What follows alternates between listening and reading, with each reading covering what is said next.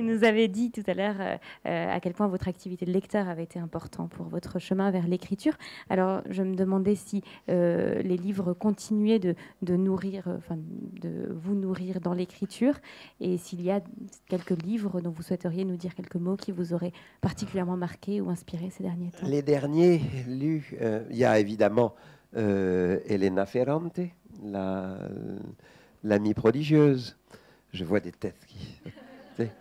Et c'est vrai qu'elle a mis beaucoup de temps à démarrer en France. C'est depuis l'année dernière, depuis tout d'un coup, c'est parti.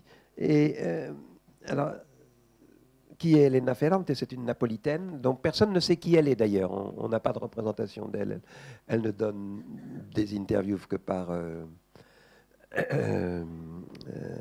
mail. Hein. Elle fait des mails. Et selon une théorie très juste, que malheureusement je n'ai pas appliquée, elle dit, moins le lecteur connaît socialement l'auteur, plus l'auteur a des chances pour le lecteur d'être présent dans l'œuvre, psychologiquement, effectivement, et c'est vrai.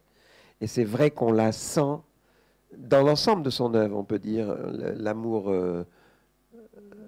blessé, etc. Et tous les romans précédents, on sent l'existence de cette femme, on la voit vraiment. Enfin, on ne la voit pas, on ne se fait pas une représentation rétinienne, justement, mais on la voit comme auteur. Tandis que le jeu auquel nous jouons socialement en faisant la promotion d'un livre, en envoyant l'auteur rencontrer les télés, les radios, les lecteurs, etc., ça brouille un peu la lecture, en fait. Alors, Elena Ferrante, napolitaine, qui écrit un roman absolument extraordinaire, très simple, le principe est très simple. Une jeune femme construit son identité à partir du modèle de sa meilleure amie d'enfance. Celle qui construit son identité suit une voie qui va faire d'elle une intellectuelle, là où l'autre reste une fille du lumpen napolitain, hein, mais qui a une personnalité telle qu'elle demeure un modèle détesté, adoré, et c'est donc la relation ambivalente entre ces deux femmes jusqu'à leur grand âge que Elena Ferrante décrit. C'est absolument magnifique. Ça, c'est un premier livre. Un deuxième qui m'a énormément plu ces derniers temps, c'est un roman d'Antonio Moresco. Antonio Moresco, c'est chez Verdier, qui est une toute petite maison d'édition. Vous verrez, la couverture est orange. Et ce roman d'Antonio Moresco s'appelle La Petite Lumière. Et cet Antonio Moresco est un gars qui écrit comme je n'ai jamais vu écrire. Il est d'une singularité, mais stylistique, hein, et psychologique absolue. C'est-à-dire, on ne sait pas comment il fait. Il n'y a aucune barrière dans ce qu'il écrit. Entrer dans un roman de Moresco, on a l'impression de rentrer dans une histoire tout à fait ordinaire. Alors, La Petite Lumière, c'est un garçon, un monsieur assez esquinté psychologiquement, qui vient se réfugier dans un village assez peu habité. Puis il est dans une maison, il loue une maison totalement vide, il est là. Et il est au fond de lui-même, au bout du rouleau, y compris d'ailleurs de son identité. Il sait à peine qui il est, tellement il semble avoir raté de choses. Et devant la fenêtre de la cuisine, assis à la table de sa cuisine, la nuit tombe et il voit dans la montagne d'en face une petite lumière, comme un réverbère, une petite lumière, très loin. Et il se dit, mais qu'est-ce que c'est que cette petite lumière? C'est pas habité là-bas. Il n'y a pas de route. Il connaît le pays. Qu'est-ce que c'est que cette petite lumière? Bon, puis il n'y pense plus. Une journée passe, 2 journées passent. Et puis, une autre nuit, on retrouve cette petite lumière. Cette petite lumière devient un petit point de lumière obsessionnel. Et il n'aura de cesse que d'aller voir ce qu'est cette petite lumière, qui est absolument réelle. C'est une petite lumière absolument réelle qui brille dans une maison. Et dans cette maison, il arrive la nuit devant la maison une fenêtre, et il voit un petit garçon qui fait ses devoirs. Et je ne vous en dirai pas plus. Alors voilà un troisième roman, lu ces dernières années, qui m'a énormément plu. C'est un roman hongrois. C'est La Porte de Magda Szabo, chez Liana Levy. Là encore, c'est un roman d'une femme qui est morte maintenant, Magda Szabo. Un roman extrêmement intéressant. Ça se passe pendant la Hongrie communiste. On est avant 89. On a une dame qui est écrivain. Un écrivain assez dans la ligne, probablement, assez réaliste socialiste. Bon, qui visiblement vide sa plume, n'en vit pas mal. Et voit, par sa fenêtre elle aussi, la concierge de l'immeuble d'en face balayer la neige. Et elle trouve dans l'apparence de cette concierge, dans la force avec laquelle elle balaye la neige, il y a quelque chose qui l'intéresse. Et alors elle a besoin d'une femme de ménage. Elle va trouver la concierge, elle lui dit: est-ce que vous voudriez venir faire le ménage à la maison? Et la concierge dit: oui, oui, volontiers. Elle introduit ce personnage chez elle, et elle est immédiatement frappée. Ça nous arrive avec des gens dont on n'attend rien. On est immédiatement frappé par leur singularité. Et les trois quarts du temps, on ne sait pas comment définir cette singularité.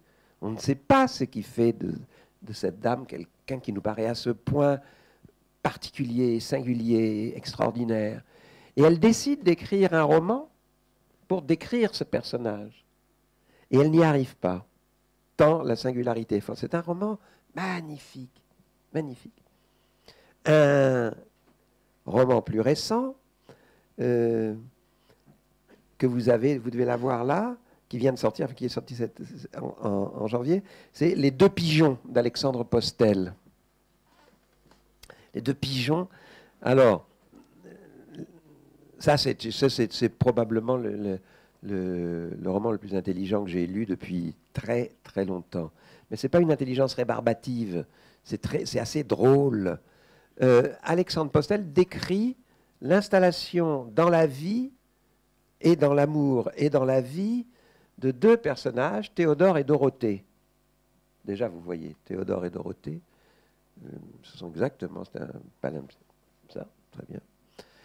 Et il décrit donc des jeunes gens de votre génération qui s'installent dans la vie d'aujourd'hui. Alors, il les décrit à tous les points de vue. Il les décrit du point de vue familial, social, etc., etc. Ce sont deux jeunes mariés. Il les décrit à tous les points de vue, sauf celui de l'amour physique. Ils font l'amour, certes, mais ils sont décrits comme un jeune couple qui s'installe dans la société contemporaine. Et à partir de l'installation de ce jeune couple dans la société contemporaine, où il faut qu'ils fassent plusieurs boulots, ils ont tel type d'appartement dans tel type de quartier au début, et puis ils veulent s'agrandir.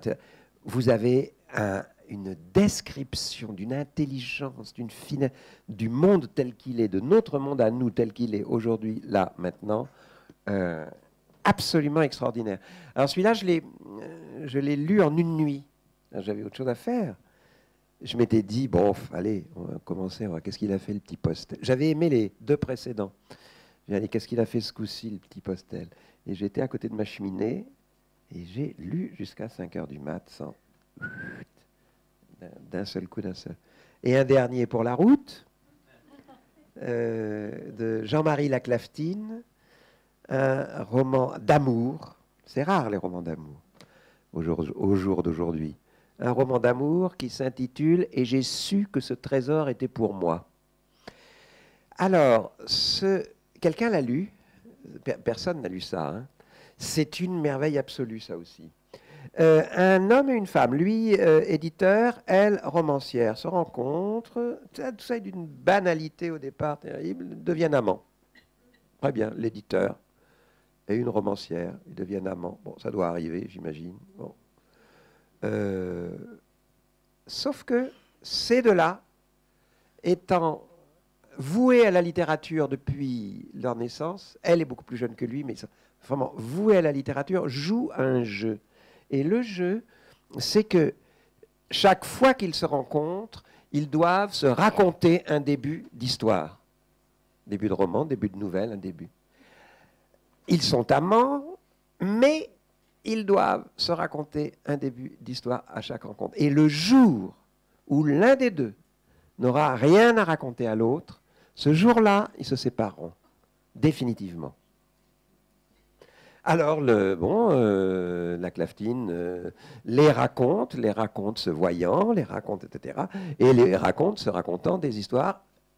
Et bon, ce sont des amants, ce n'est pas un couple légal. Elle est mariée de son côté, lui, c'est un vieux célibataire, grognon. Et passe un certain temps à ne pas se voir. Lui s'inquiète. Et un jour, il est tellement inquiet que quand elle arrive, il n'a pas de roman. Il n'a pas de début de roman à lui raconter. Et elle le quitte.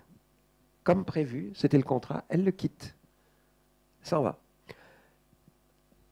Alors, il est évidemment complètement très chagrin de cette histoire, il est assez désespéré. Lui, vivant seul, il a son vieux père qui est malade, etc. Puis un jour, le vieux père est à l'hôpital, en train de mourir. Donc, il s'occupe de son père, très bien, c'est un gentil fils, il va s'occuper de son père à l'hôpital. Et passant devant une chambre de l'hosto, il la voit dans un lit et dans le coma. Dans un lit et le coma. Dans le coma et un lit. Il est absolument sidéré, il rentre dans cette chambre, il y a une infirmière, il dit mais qu'est-ce qui... Et il obtient, d'abord le mari arrive, donc il s'éclipse évidemment, et il attend l'infirmière, et il obtient de l'infirmière l'autorisation de venir la voir la nuit. Et il vient la voir, et toutes les nuits qui suivent, il se met à lui raconter la suite des romans qu'ils avaient entamés de leur vivant, si je puis dire, plus de nouveaux sujets qui lui sont venus, et ça devient une sorte de Scheherazade qui empêche cette fille enfin qui espère empêcher cette fille de mourir, et le roman proprement dit, et j'ai su que ce trésor était pour moi, et l'enchevêtrement de toutes ces histoires qui sont toutes plus palpitantes les unes que les autres, parce que ce sont des romanciers narratifs, ils racontent des histoires passionnantes. Et ça a été aussi un grand émerveillement. Merci beaucoup. Donc, et ça s'intitule donc « Et j'ai su que ce trésor était pour moi ».